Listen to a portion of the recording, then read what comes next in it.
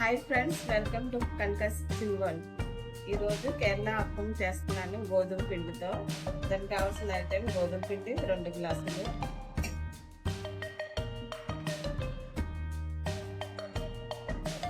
Easter 1 spoon, sugar 2 spoon,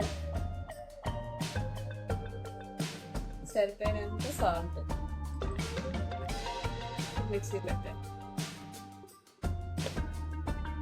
గోధుమ పిండిలో తీసుకొని 2 గ్లాసు పిండిలోని 2.5 వాటర్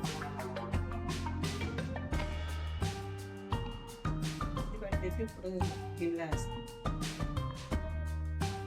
గంట సేపు ఇచ్చాక అప్పుడు కోసం పెడతాం. ఇందాక మిక్సీ వేసిన గోధుమ పిండి ఇప్పుడు అప్పుడు వేస్తాం. కళాయిలో 1 స్పూన్ వేసేసి రౌండ్గా తిప్పండి. దోశ ఒకవైపే తీయాలి.